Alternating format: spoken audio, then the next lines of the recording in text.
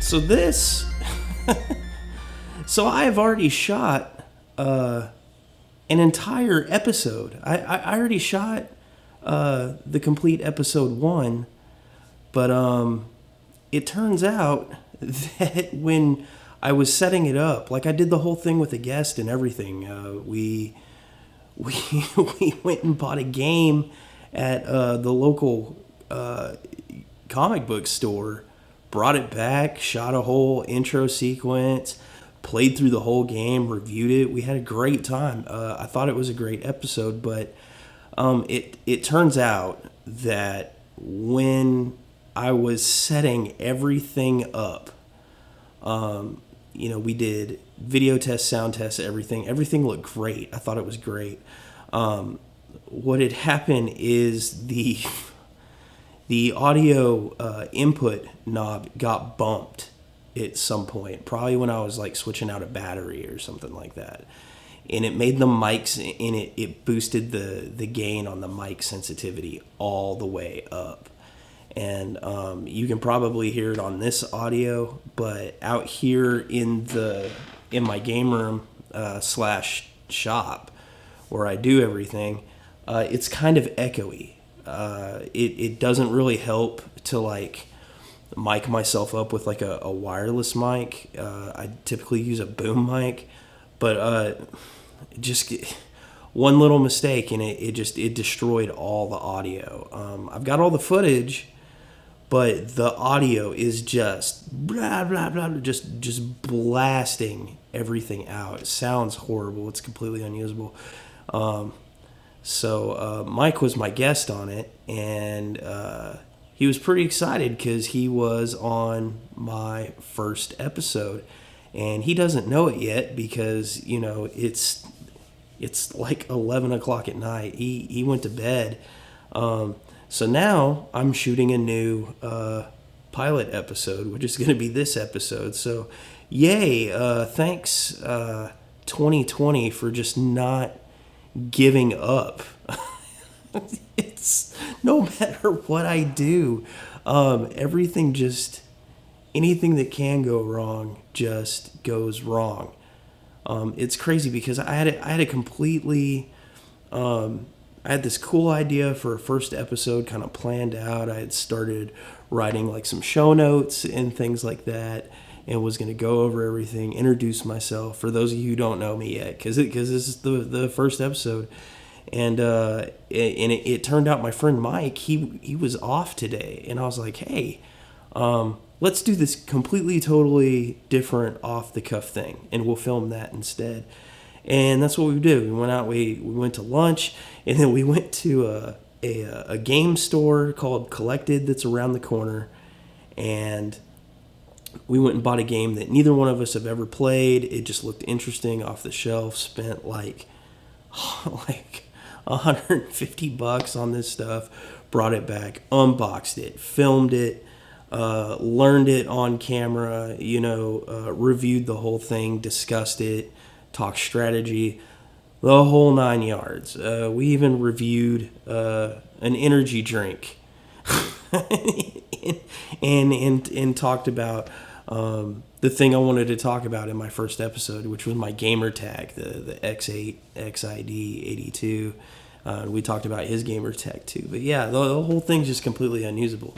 So now I'm back to square one, and after having filmed that episode, I feel like what I have here to do for episode 1 is just super lame. So I don't know. I'm going to film this. I'm going to see where it goes. I'm watching my audio levels on the monitor there. They don't seem to be peaking. If the audio just goes totally nuts on this, I'm going to try to edit around it and figure something else out. But I don't know. Anyway. So, welcome to the show. It's the X8 Terrible Gamer Nerdcast. X8 being my on-screen nickname, X8XID82. I wanted to talk about that for a minute. I just on the site I just did an article about screen names and how they used to be cool. Like, I don't know how many of you are watching or my age, but, I started playing video games like in the 80s, and I was around, I'm an elder millennial, right? So when the internet came around and chat rooms were a thing, and IRC chat and BBS boards and all that, picking a screen name was like a big deal. Or it was a big deal to me. Like, as a kid, I just like labored over it. I was like, I gotta have something cool, something menacing. I'm gonna be a hacker. I'm gonna, and I went by Reaper for a long time, and of course, everybody's used that name. Then you had to add numbers at the end of it, and that just wasn't cool. And I mean, things just progressed, and eventually, it ended up evolving into the Gamertag, from screen name to Gamertag, when Xbox Live came out. And, internet was different. We had like 16 meg DSL, and that was super fast. And so we were playing with our friends and all that. And I ended up having to come up with a new screen name. And some of the handles I was using at the time were just kind of like little rip-off things from the movie Hackers. That's like one of my favorite trash movies. Holy files. Run antivirus. Give me a systems display. Down with one section 6 to 26. Nope, make that 10 to 40. And 1 to 6. Die, dickweeds. Key or whatever. So I was going by Acid Burn or whatever. But there was this really cool game I really liked on the PS1. And I remember when it came out, and it was so hard. I wasn't quite into first-person shooters yet. Unreal had kind of just come out. And this game, Alien Trilogy, hit PlayStation. I thought it was just awesome. And I played through it, and there was this cool cheat code. It was, I have pink acid boots on.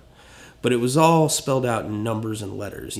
I was 1, A was 8, O's were zeros, and I hadn't really been exposed to leet speak yet, and I just thought it was like the coolest thing, right?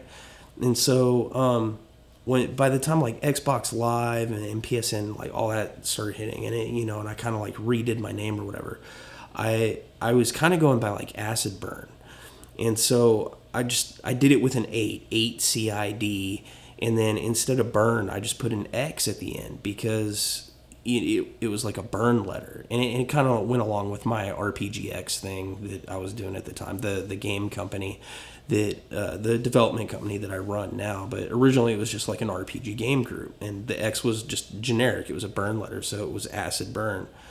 But then it got more complicated because, there were a lot of places where when you'd go to enter in a screen name, you couldn't start with a number. It'd tell you it was an invalid name or this, that, or the other. And so it ended up X8X, ID82. I ended up dropping the C for some reason. I can't remember, but it was just cool.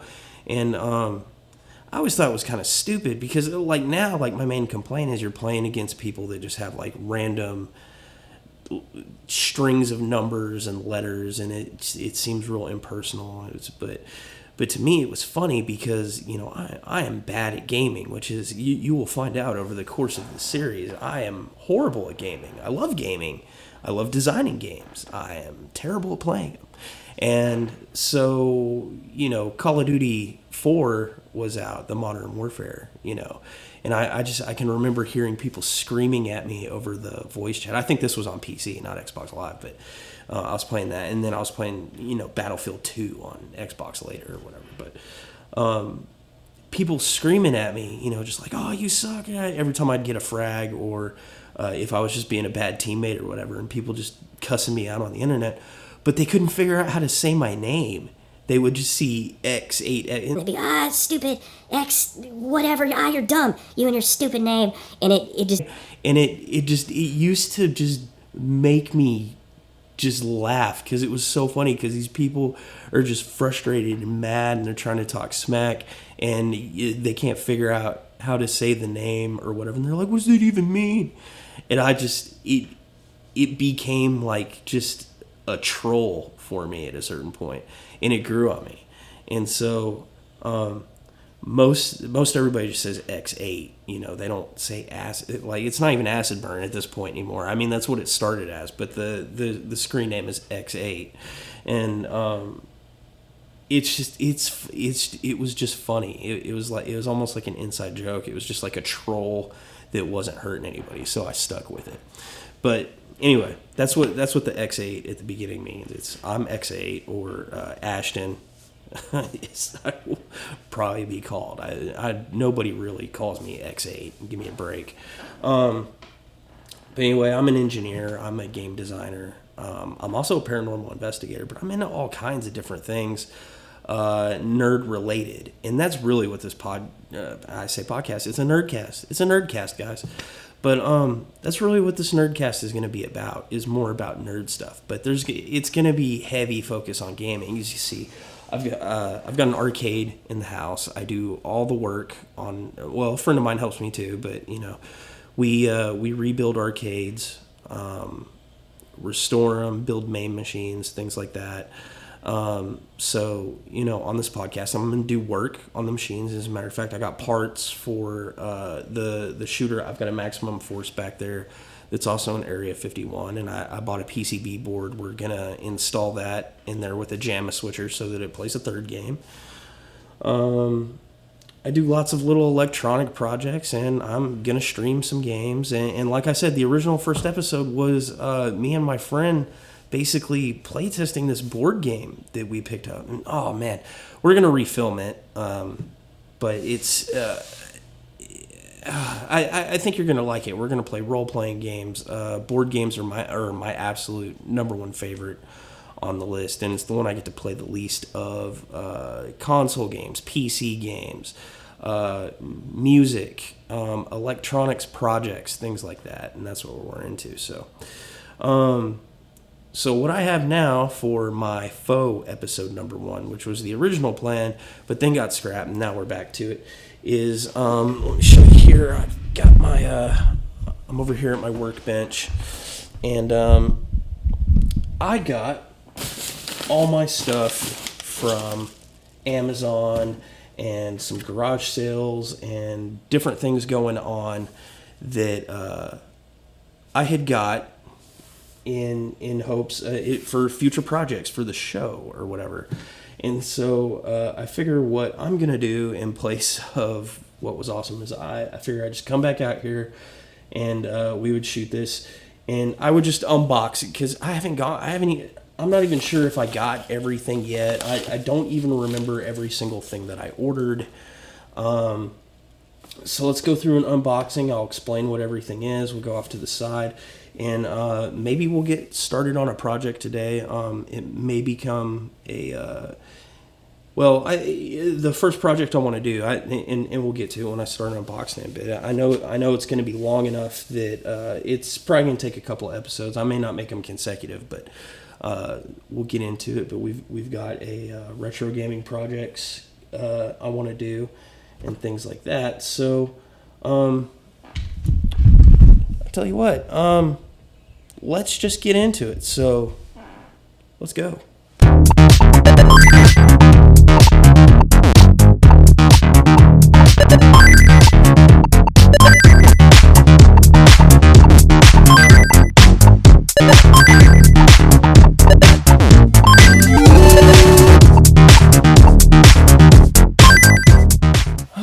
Okay, guys. So here we go. I got the good old workbench camera all set up, and let's see what all we got.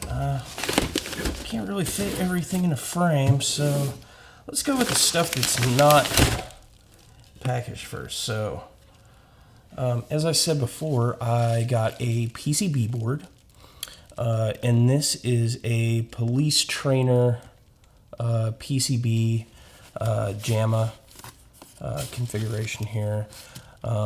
And it's a dual riser board, which just got this small little board here, and this is for the gun controls. But what we're going to do with this a little bit later in another episode, which I'll actually be learning how to do it along with you guys as you watch me do it.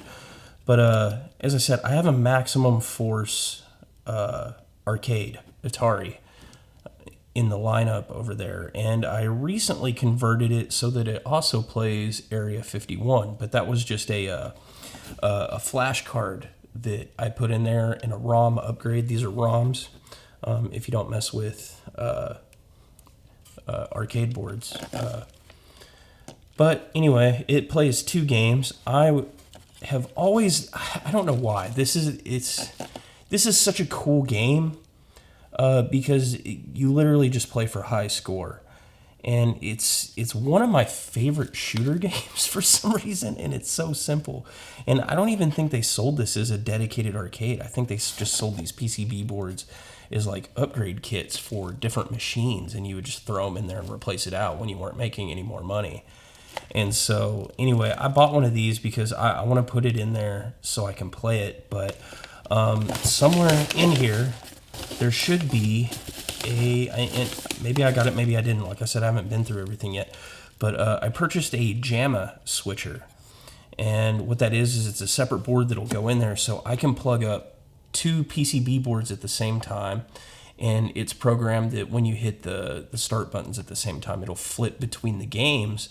And you can have multiple, not emulation, but you can have multiple PCBs in one machine and be able to switch between all the different games. So I'm really excited about this, but I've never used a JAMA switcher.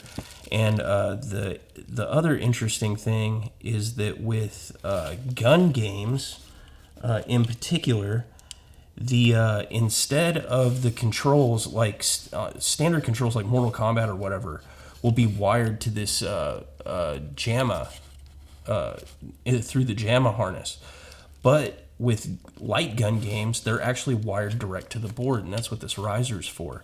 So apparently I've got to do some special stuff with this project that I didn't initially anticipate, where I have to wire the guns up to 2 boards simultaneously so that both machines will operate correctly. So that's going to be kind of a cool project. And I'm pretty excited to do that one. Another cool project is I picked up an original Xbox. That's right. It's not working. Doesn't work. I haven't. So there's 2 things I could do with this, and maybe you guys can tell me what you would rather see. Either one, I can repair this Xbox back to factory and get it running. I'm not sure what's wrong with it at all. We'd have to take it complete. I need to get some security bits so I can take this thing apart, clean it up, voltage test it. I just got to test everything on it, and because I'm told it's just completely dead. I don't know if it powers on or any of that. This is literally all I have. But we can either repair this back to factory and have a working, legit, original Xbox, which is pretty cool. I like the games on Xbox.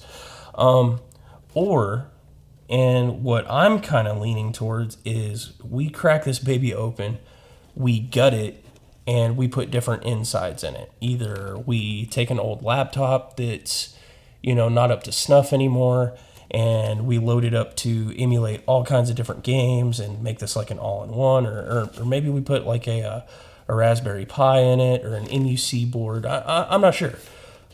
We could put a full-fledged computer in here and get it running Windows 10. Who knows? But this is a heavy case. But the chassis for I love the design of the original Xbox. I want to get it where whatever I do with it, I want to use the original power buttons right here. Get the green lights to come on here, and maybe switch these out to USB ports. Unless we actually just fix it. But we can see what we can do with that, and that should be a pretty awesome project too. All right, now we can see what we got from Amazon. So let's just unbox these one thing at a time. Let's start with geez, I really hope I didn't buy like a dildo or something and just completely forget about it. That would, I don't even know that everything that I got is for the show. I got a whole bunch of stuff at one time, and I've been setting it in here. Okay, so this feels kind of fragile. There might be some kind of PCB in here. I don't actually remember everything on my list that I've ordered. Okay, so what do we have in here? Okay, I know what this is for. This is a Kingston 240 gigabyte SSD. And this is going to be for the project I had initially planned, and we'll get to that in a minute. And maybe you guys can guess what we're doing, but check this out. I got a Raspberry Pi 4. Most of what I've been working with has been the Raspberry Pi 3. This is my first Raspberry Pi 4 board, and I got the 4 gigabyte Model B version. And we'll open that up in a minute and go over what the specs are of that. So, I'm super excited to see that here. That is awesome. That makes me happy. Okay, what do we have in here? This is a nice solid box. This could be it, guys. This could be the vibrator. That taped over my address and all that. I don't want you guys knowing where I live because I don't trust any of it. Let's see, what do I have here? Oh, awesome. What is this? Does this go with it? Okay, so what this is, and I'm kind of ashamed to say, I have not owned one of these. I've always used different means of streaming, but I got a capture card, and this is one of the better ones. It's the AverMedia. It's the 4K pass-through 2+, and the reason I got this one, and it's so awesome, is it doesn't have to be hooked up to a computer to capture what you're doing. It's got a port in it for an SD card, and so I can do the pass-through for it, and I can just play and record everything to an SD card and then edit that footage in later. So this is going to come in really, really handy for some of our upcoming console stuff, especially when we get into the PlayStation 5 and the new Xbox, and some of the console games that I want to do reviews and walkthroughs and screen caps, and it also does stuff other than video game systems. Like I can screen cap anything that I can plug in through USB or HDMI. This is really good. It's LGP2+. It comes with a USB cable, 4-pole 3.5 millimeter audio cable, HDMI cable, and a quick guide.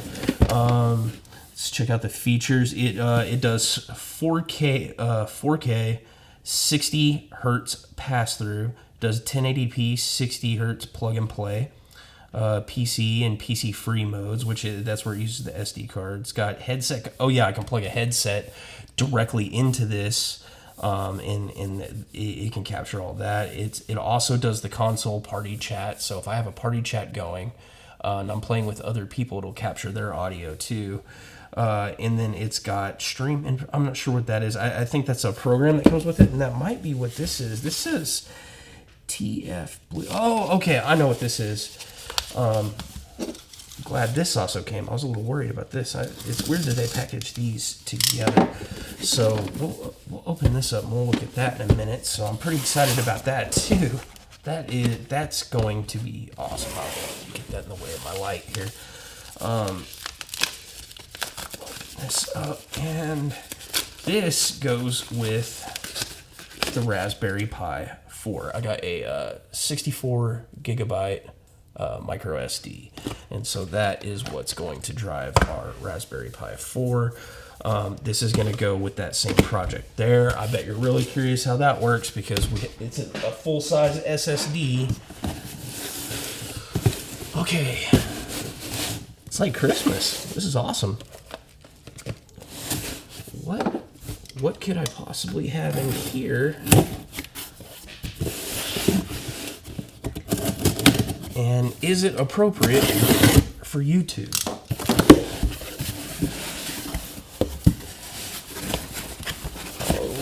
Okay, what is this? I don't know. I do not remember. Okay, I know what this is now. This is for the main project. This goes with the Pi. That and that. That's right. What are we doing? So I got what is that? It's a couple Super Nintendo controllers that are for USB. These plug into the Pi. Oh, those are really springy. Those are better than I thought they would be. Wow, that's nice. Okay. So what this is my retro Pi NES flag case. Got an HDMI cable in here. Oh yeah, it comes with these nice little cases for our console. Oh man, I didn't even need to buy a micro SD. It came with the micro SD. It was a whole kit. And then I've got HDMI converter here. And here is a card from Geek Pie where I purchased it. And they're glad I am satisfied. So what I got was the NES Pi4 case, RetroFlag. I like the RetroFlag. Actually, as a matter of fact, I've got the Raspberry Pi 3 version of it right here.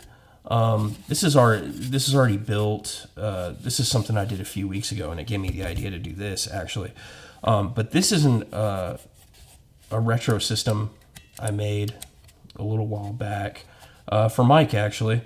And it plays quite a few games. It actually plays almost everything that my multicade plays. It does PlayStation 1 games, it does NES, Sega Genesis, all the 16-bit consoles, some of the 32-bit consoles. But the RetroPie 3, even though it's super powerful for the size of it, because I mean, look how big that is. The board that's crammed in here is only about that big, right? It's not. It's about the same size as the Raspberry Pi 4, but it's not as powerful as this one, and so like it won't play N64 games. I mean, it will, but it's really laggy. It's really choppy. It's not good. PlayStation 2 games are just a no-go on it. Dreamcast games are just a no-go on it. It plays 10,000 games. I mean, it's got 1,100 different arcade games running a MAME on it. It's great. It's a great little system, and I love it. So what I wanted to do is I wanted to recreate this, but I wanted to do it with a Raspberry Pi 4 because this has a much more powerful processor on it. It has a dedicated GPU on it now. They have upgraded these considerably. And the rumor that I heard that I wanted to test out because I haven't seen it firsthand is that the Raspberry Pi 4 is actually powerful enough that it can run Dreamcast, N64, and PlayStation 2 games, and possibly original Xbox games. I'm not even sure what all emulators it'll run. I would be really interested to see if it'll run one of my favorite consoles, the Atari Jaguar, because that is notoriously hard to emulate, and they can't even emulate the Jaguar CD. I'd really like to get my hands on a Jaguar again. I had one for a long time, and it was worth nothing.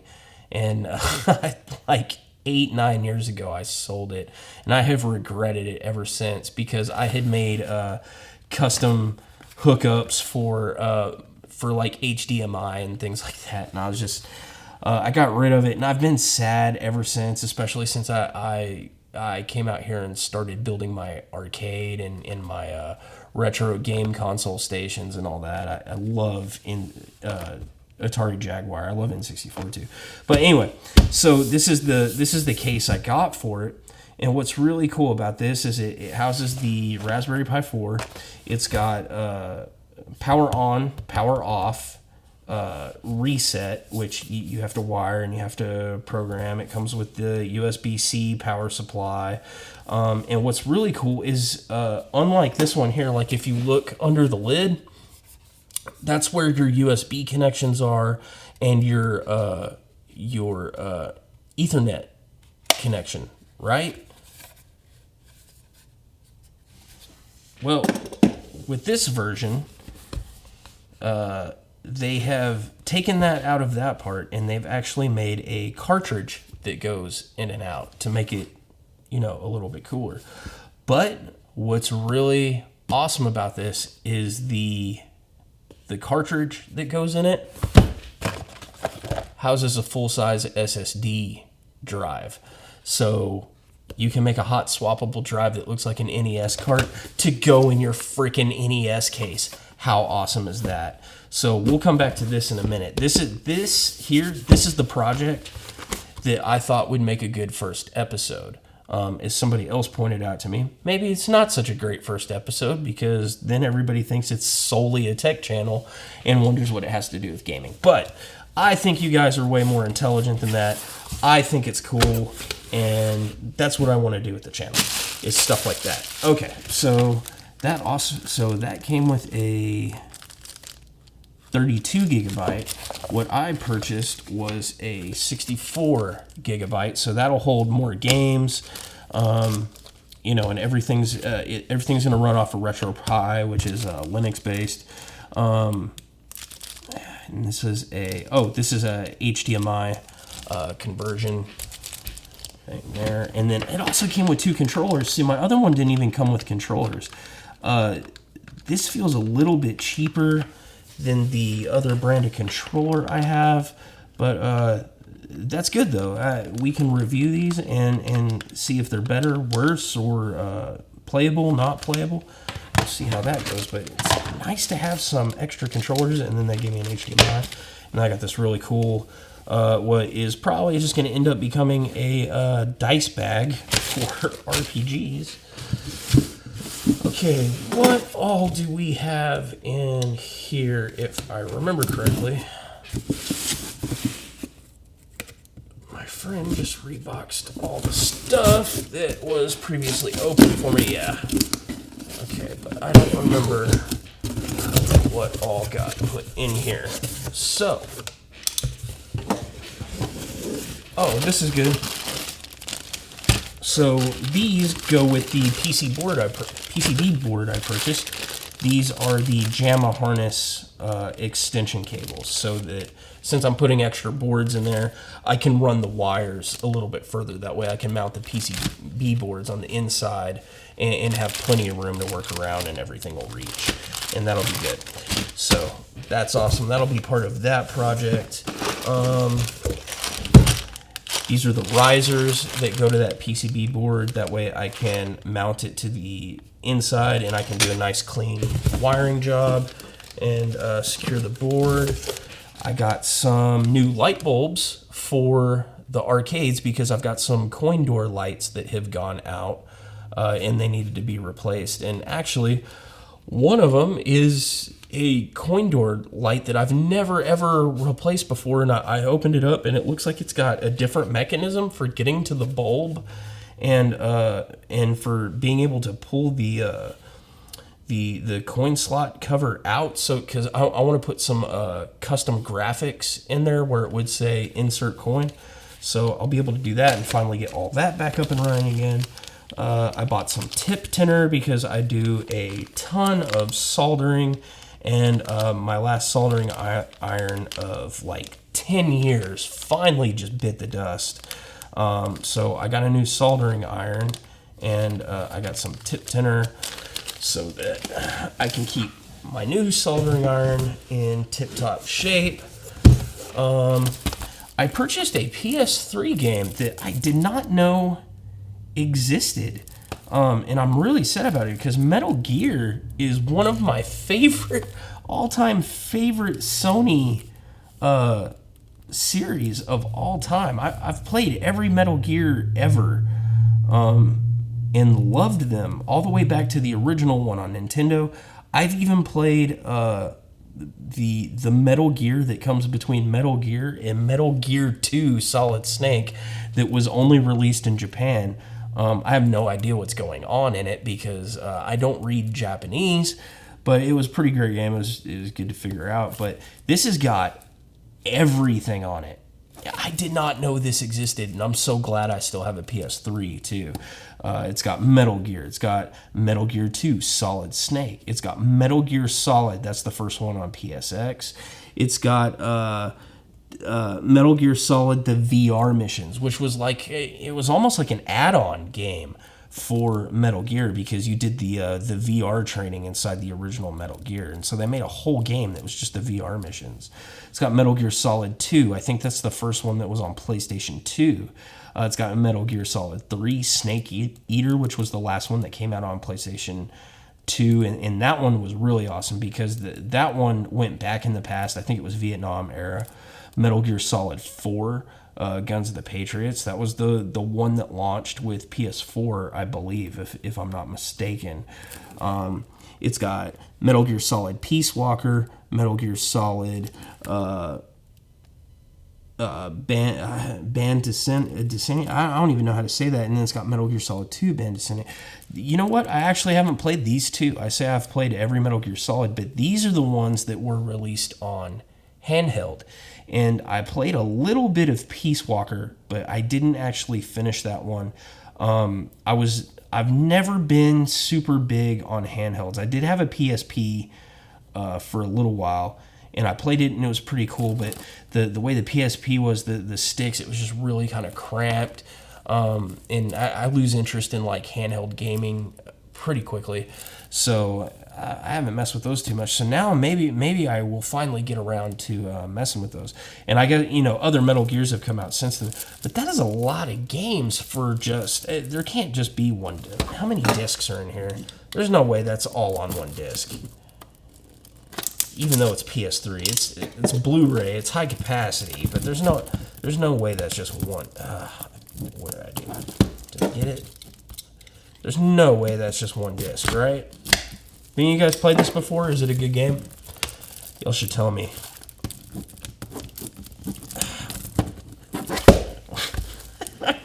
This is half the game right here. I can't even get into it. Okay. There we go. Awesome. Should I stream this? Should I play this? I don't know. It's kind of an old game, so I don't know if you guys would be interested in it. Holy crap, still got the code in here. Yeah, this is a multi-disc game for sure. How many discs are under here? Is it just 2? Holy cow. That is a lot. So this one's got...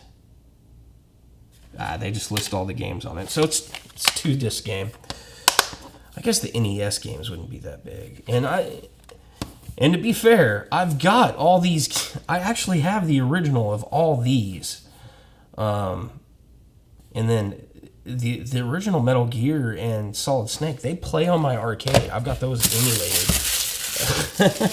So that's how much of a nut I am, is that I bought it on an obsolete console like 2 generations back, because I saw it on what did I see it on? I think I saw it on Amazon or something. I got an 8-port gigabit hub. So this isn't actually even for the channel. I've been having some issues with the internet at my house lately, and I think it has to do with my router configurations, and we rewired everything, and I've just been having some dropouts and stuff. So I'm actually going to take everything apart. I'm going to move routers around so that there's less stuff interfering with the internet before it gets to the router and all that crap. And then I'm going to put this in my private office, and then run all my stuff to this, and then run this to the router. So this, I don't know, this isn't really for an episode, but this is a more personal thing.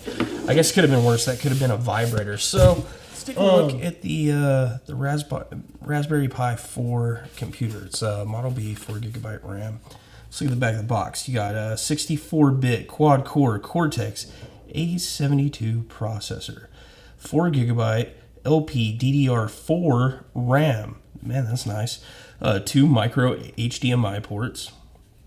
Supports up to 4K at 60. That's awesome. 60 hertz. Or 60 frames per second. 2 USB 3.0 ports. 2 USB 2.0 ports. It's got a gigabit Ethernet port. That's awesome. 802.11b wireless. So this model's got wireless on it. It's also got Bluetooth. It's PoE capable, and it runs on 5 volts using the USB-C, which is the new one.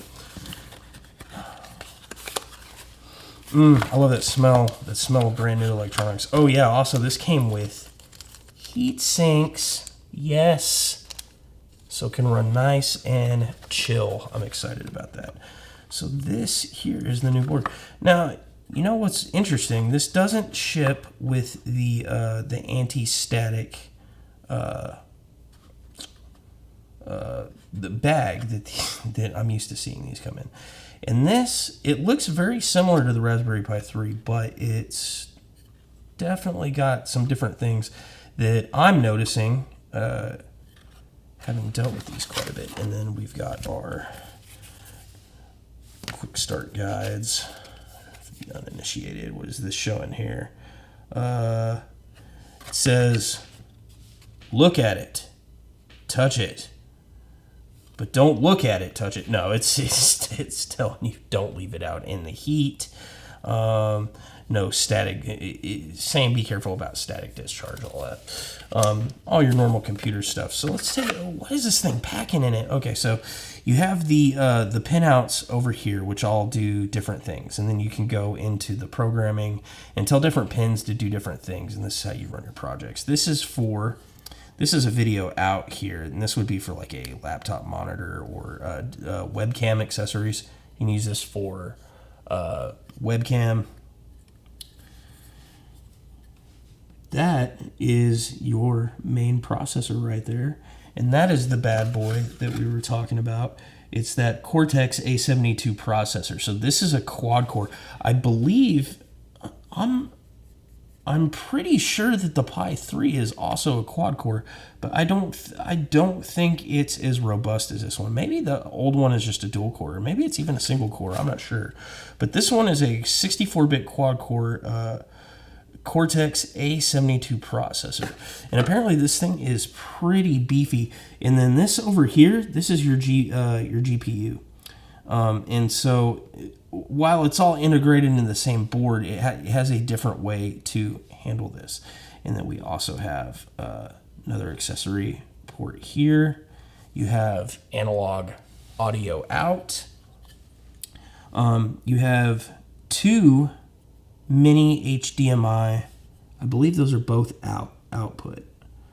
I'm not sure. Maybe one of them is input. Maybe they can be programmed that way. I'm not sure. Okay, so yeah, this one is for the camera. This one is for the display. So I said that wrong earlier. So this one over here, you could run like a laptop monitor too. It uses that ribbon cable. And then this is for a camera. Like I know people that run security systems off of these things. This is a full computer, guys. And this ran, I believe, was $90, which isn't too bad. You just load it up with Linux, stick it in a little form factor box or something like. I mean, this is more on the expensive end and more of a niche sort of thing. But you can get the generic boxes that fit these, and you can run this as a home PC. It will do a lot of. You can check your email, get on the internet, things like that. This right here, I believe that is the Bluetooth. Yeah, no, that is the wireless. No, yeah, I was right. That's Bluetooth. That is the Bluetooth processing over there, and then this is your USB-C. This is where it gets power, and I love the new USB-C standard. They took a note from Apple, so it can be flipped back and forth or whatever. And I'm not sure what this is. Not on the Pi 3. This little 4-port. I don't know if that's a fan headers or what that could be. Let's look in the documentation real quick, and maybe it will tell us what a lot of this stuff is.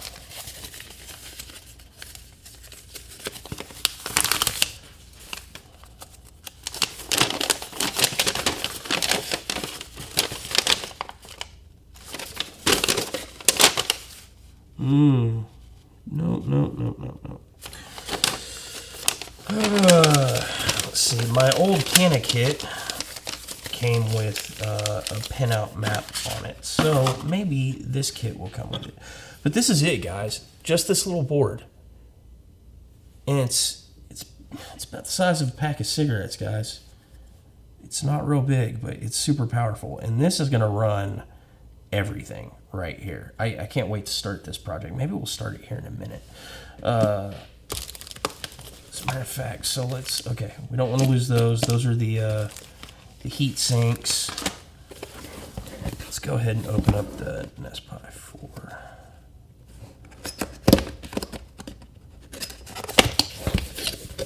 Oh.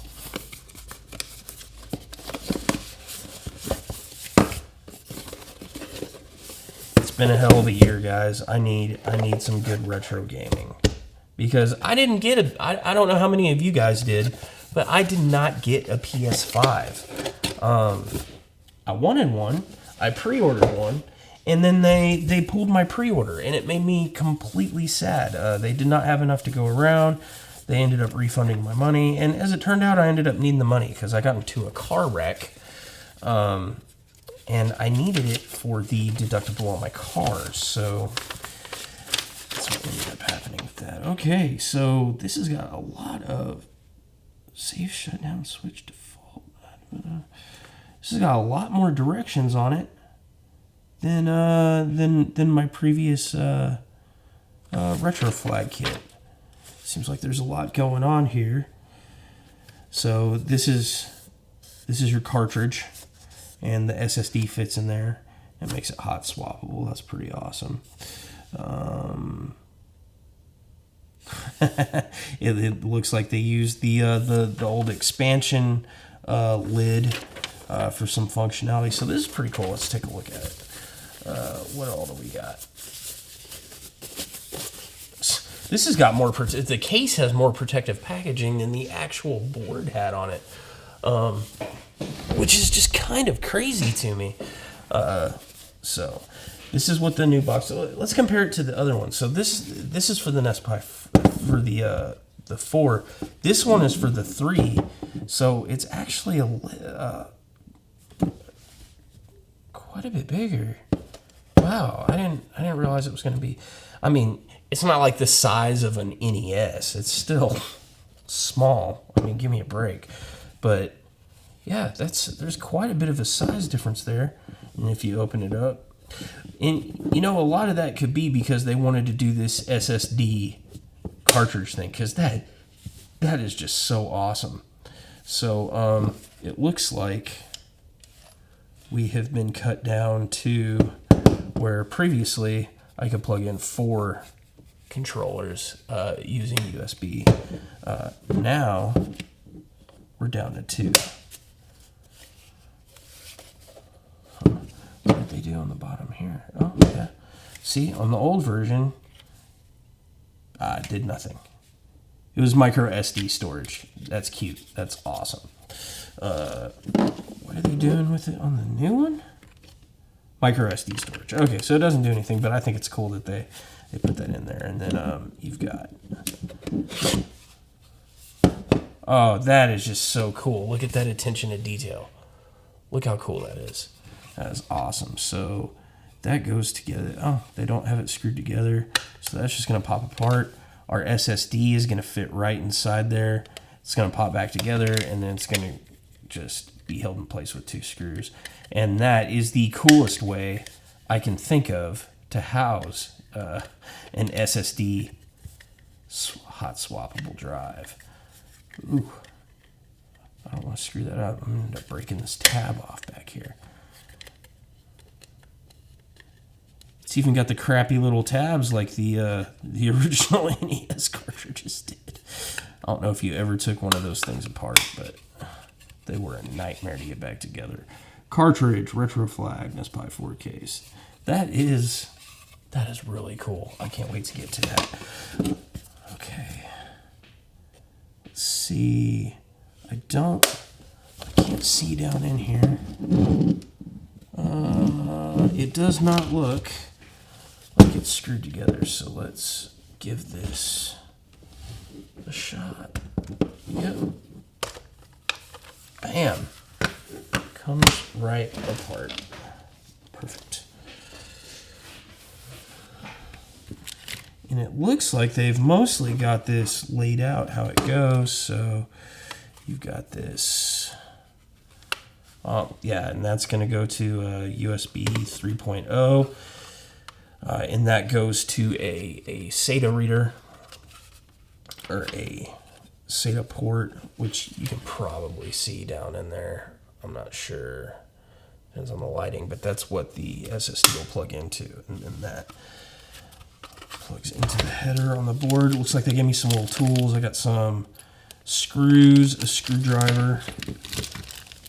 Ooh, that is a hell of an upgrade right there. That is a beefy processor fan.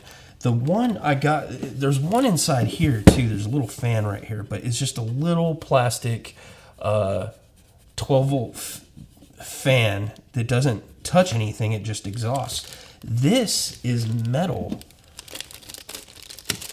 And this sits on the processor. This is an actual cooler. It's an actual heatsink fan. This is awesome. I can see why this would perform so well. Oh, that is nice. Look at that. It's metal. Metal. I love metal. I love good construction. Please remove the SD card. Of course, there's no SD card in there, but they just don't want it in when you're trying to go in and out because that's how you break it. Fun fact, I broke one of those SD cards in half one time and did not realize it. And I kept plugging it into one of my Pi 3 board projects, and it caught fire. That can happen. If you snap an SD card and then you run voltage through it, those bad boys can catch fire. It can be a little bit dangerous. And then I am positive this is the power. Yes, this is power using USB-C, which is amazing because they go in either way. Oh, I love it. Feels great. It's nice and tight. It's perfect. And I know I'll get good voltages out of that. I don't have to guess by just like plugging in the whole thing. Okay, so let's look at the directions here. Let's go ahead and install this board today. There's a lot of programming that'll go into it. I don't want to do that tonight, but we can get the board installed. Always, at least glance at the directions, guys. There's a lot of times I just jump straight in and I don't know what I'm doing, and then something gets broke. There's a switch here somewhere. On, off. Safe shutdown. Switch default off. Safe shutdown scripts. Blah, blah, blah, blah, blah. Okay. We're going to leave that in the off position for now because I believe it's pretty much the same as the Pi 3. It's got a safe shutdown program that you can basically load into it, script it, and it makes it so that when you hit the power off button, instead of it just killing power to it, it puts it in a shutdown mode and safely exits it first. I recommend that for a lot of people, especially if you have like little kids, but I don't want that for other reasons, which I can get into later when we're like programming it or whatever.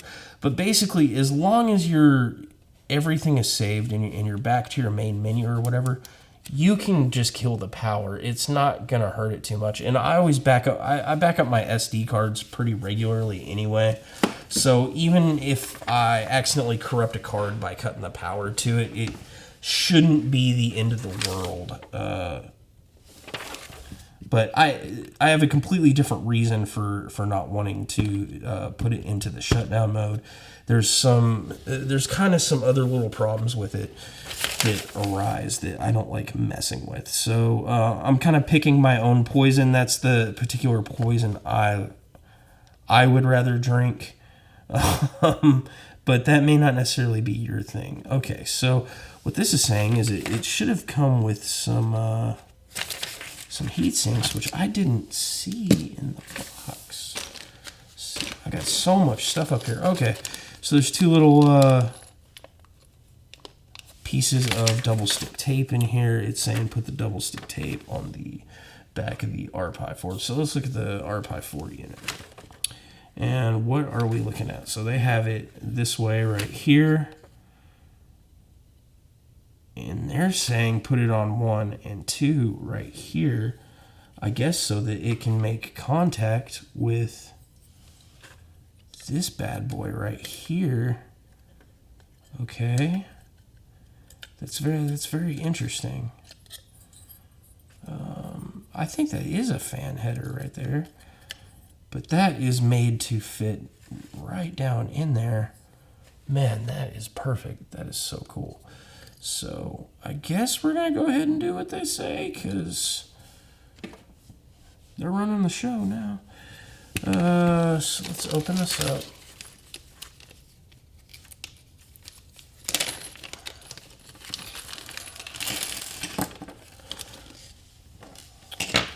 I've got my own screwdriver, but man, well, I guess we'll try to use theirs, so we'll see what's going on.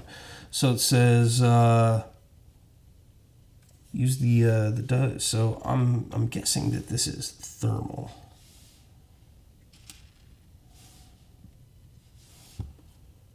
Just like that. Okay, so let's.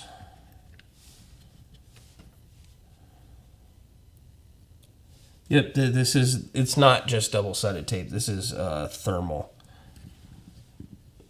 This will transfer heat from both of these processing units to the heatsink.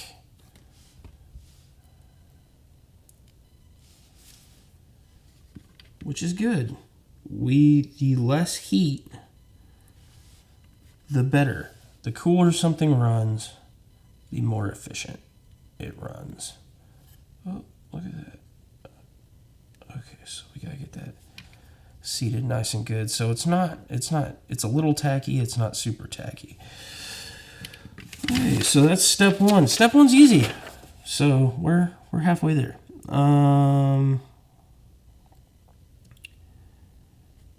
Is it now saying to go ahead and plug everything in? Would you not want to put the heat sink on first? Because that seems like it would be a lot easier. Nope, because that clips, and then that is what secures it down to the board. So they want you to go ahead and do this part. And then the very next thing they want you to do is they want you to plug this into here.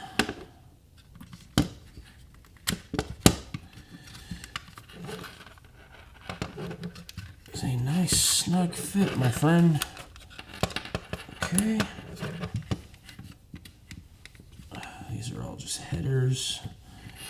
And then they're showing this in the picture that this just wraps up and around here. And we're just going to go ahead and plug this into. It's interesting how it shows that. They want this in the bottom USB here. They want this in the top USB 1. I'm not sure why that makes a particular bit of difference, but it might just be for spacing purposes. Seems like that bottom USB port is going to totally go to waste now, and I don't see another way to access it.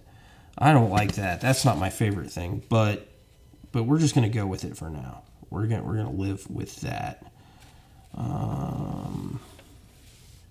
Okay, so that's all good. Then step 3. Oh, and then we seat this board, and this is gonna kind of just sit up in here, and it should slide into this I/O port over here. Well, this is crazy. So what is going on here? Okay, check this out, guys. So this is the USB-C port right here, okay? And normally this is where you would plug in power. But if you look on their case, their USB-C port is over here. And it goes through this header board here. And it looks like it's wired up, bam, through this little jumper. And power's actually gonna run, if you look at their diagram here, they're gonna run it through the I/O pins. So this is completely covered up too. And that is okay. And that's what's gonna make the power on and off and the reset functions work, because they're routing power through another part of the board. And it probably also so that they can regulate the voltage differently. Okay, so everything in here is very, very stiff, but, oh, there we go. Okay, so I got everything lined up now. That all looks good. It's sitting in there. Okay, so step 3, they want me to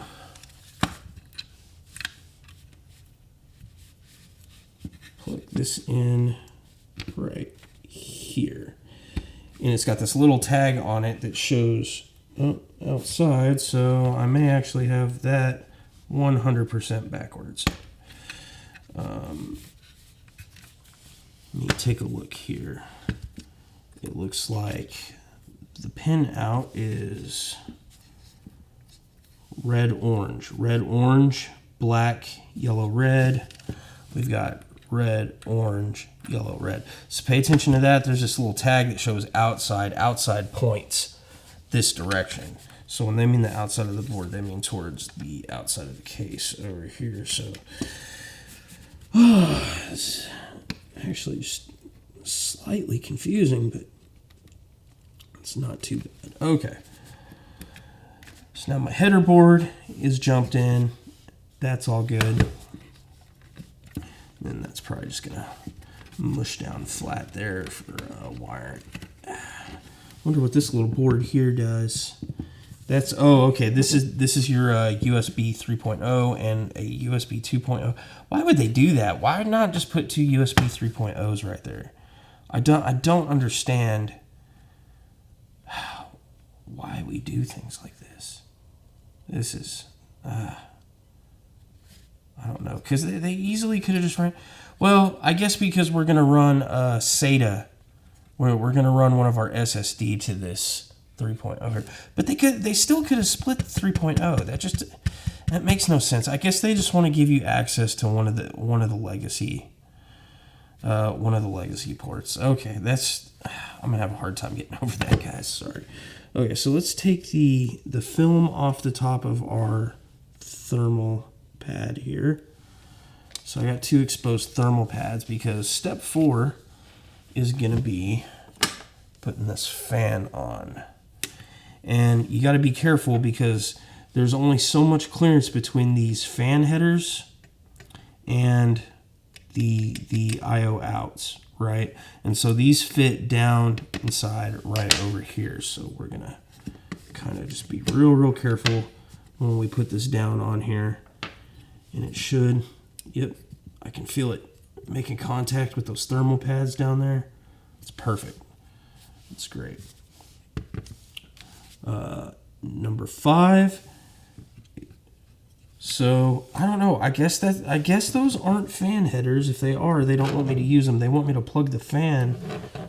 Sorry, maybe I'm holding this too far back, but they want me to take the fan and I'm plugging it into this front header over here on the case. So I'm gonna go ahead and do that. And it looks like, be sure to look at the how the pin's set in there.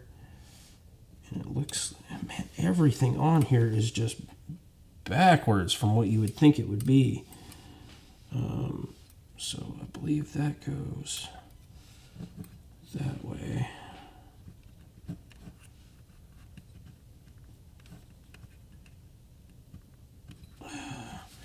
Might be screwing up, guys.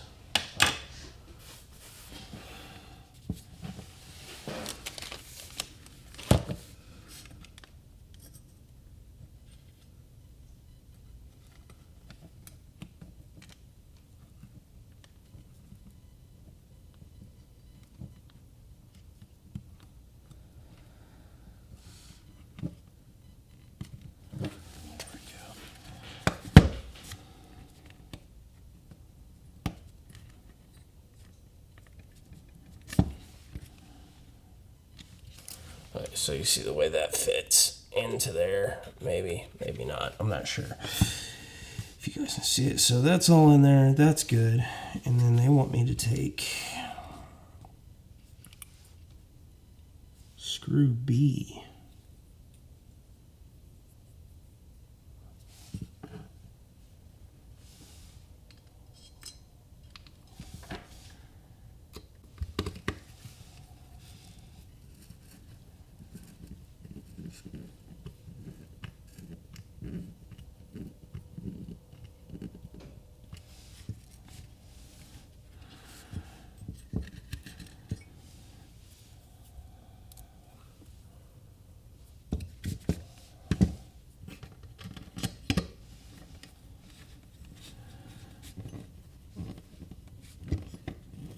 Okay, so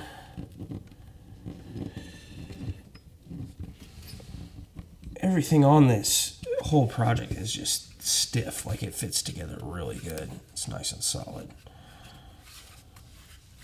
It's good. That's what you want out of your project, all right? Let's go ahead and look at the next step. 6. Yeah, and just like I thought, this other USB 3.0 port that's right here, if we turn it the same way, they're wanting me to plug this bad boy in. So they're saying take this like this and plug it in like this. Bam.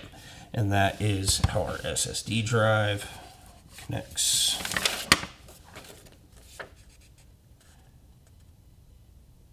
I'm telling you, what's bothering me is the total lack of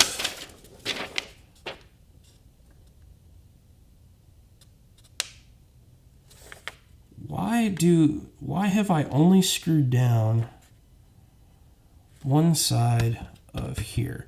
Is it because case screw? I know what it is. So these get screwed down because they're in the middle. These don't, because there's these little risers right here, and these are going to go down inside here, and then these screws here are going to hold the whole thing together. So the case is actually going to hold down the other side of this fan. So no, we're not messing up here. That's what I was a little worried about. So this is just going to kind of coil up in here like so.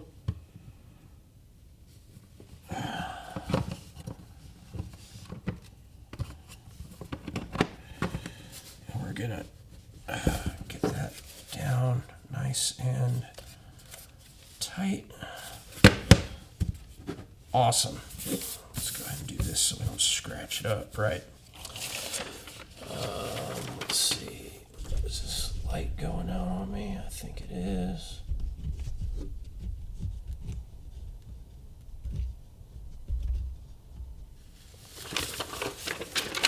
Okay.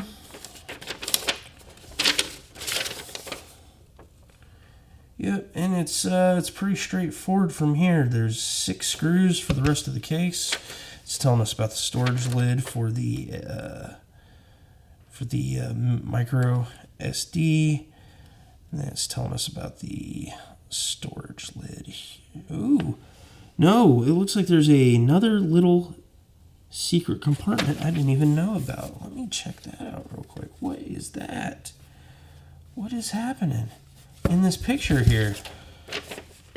Okay, so it says storage lid.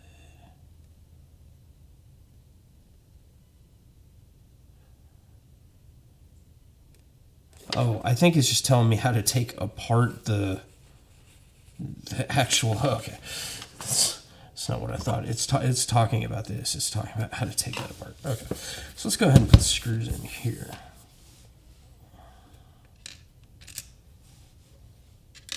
And I like when stuff comes with like little tools like this, because, you know, even though I've got all the tools I could ever freaking need, I mean, honestly, wow, what is happening here?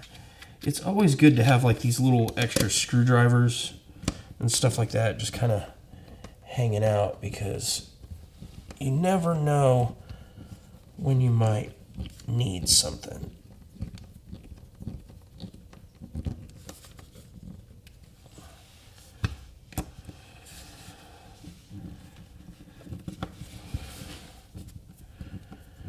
It's just always handy to have it and not need it than to need it and not have it. You know what I mean? It's kind of always my motto. Okay, you got to kind of work these down. And then this is where your micro SD goes. And that's what's going to run our operating system. That's what the whole thing runs off of.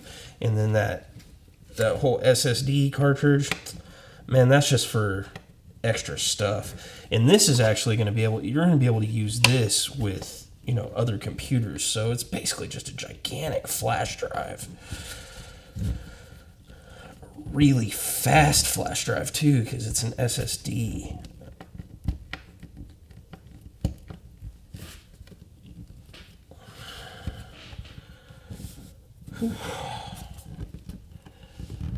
There's tiny little screws.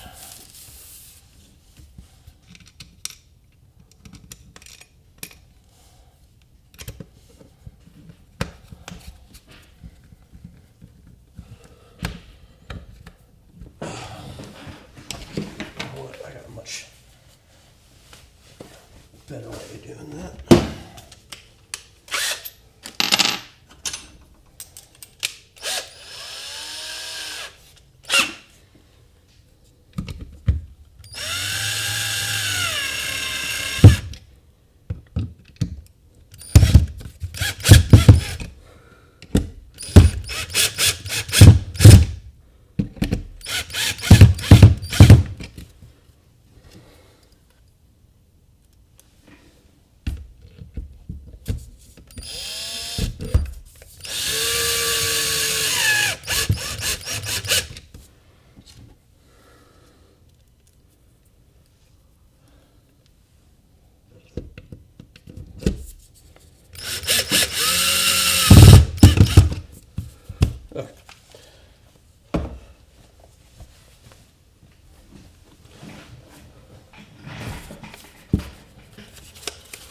Great. Ah, that is perfect. Awesome. So, the next bit of business, get this going. It's going to be, let's open up our SSD here.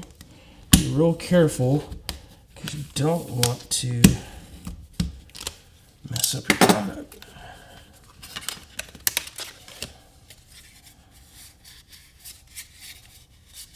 Now, this was not the most expensive SSD on the market. It is not the fastest. It is not the best.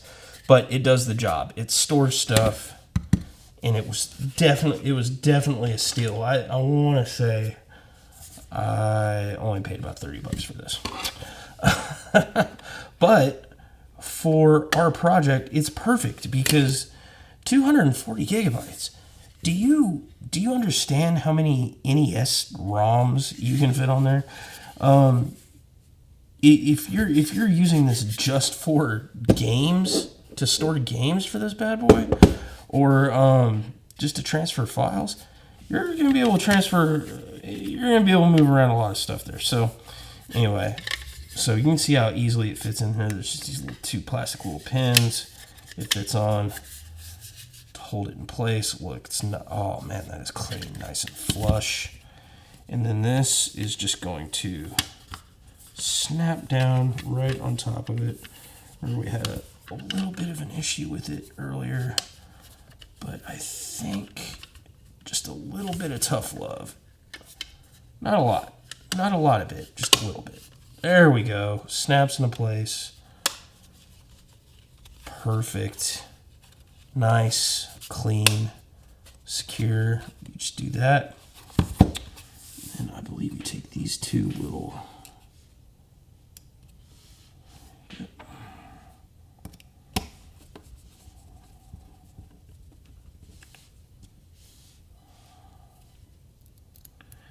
And RetroFlag is really awesome for coming up with this part. This piece right here sends it right over the top. If you have seen the new what do you call it? The new Dragon's Lair, the quarter size arcades, they have the laser disc unit like built into the machine. You can pull it out and there's a little mini laser disc you put in there. Oh man, it's just so cool to see. The attention to detail that they're putting into this is just great. And there's just such a big resurgence of retro gaming. People are getting back into arcades and just kind of going back. Like, it's so nuts because technology has just jumped forward and forward and forward. And people that are really into games are going backwards. You know, I have a NES Maker, which is real big. I backed it on Kickstarter. And I have NES Maker now, and you program your own. People are releasing new original Nintendo games, you know, for 8-bit games.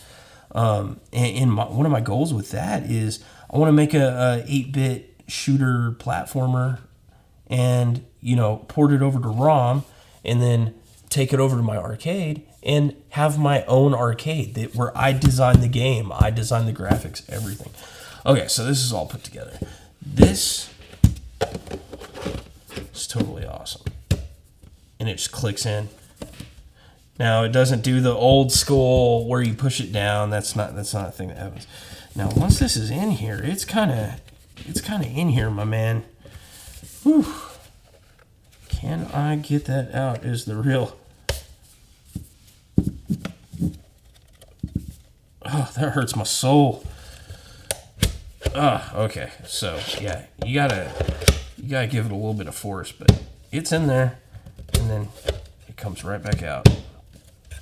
That's nice and clean. Oh man, I love that. So I don't have an SD card in there, but what we can do is we can make sure the power on and off function works.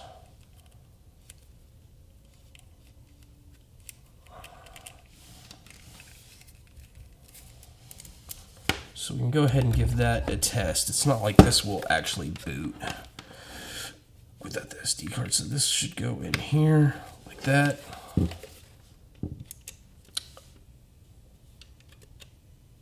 Oh, that's perfect. That's awesome. Okay. So I think for maybe not the next, I don't know. Maybe it'll be the next video. Maybe it'll be a later video. I'm not sure. We will go over the programming for getting this bad boy up and going with RetroPie so that we can start playing games.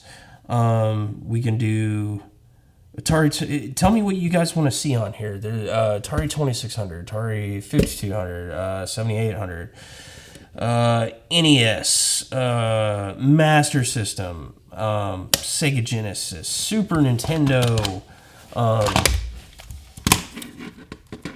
N64. We're going to run PlayStation 2 on here. I'm definitely going to load up Dreamcast on this. I want to see how Dreamcast operates. Neo Geo, 3DO, Panasonic Reel. We're going to test out Jaguar and see what happens with the Atari Jaguar. See if we finally find something that will emulate Atari Jaguar. All these things sound good to me. So if there's something you want to see put on here, let me know.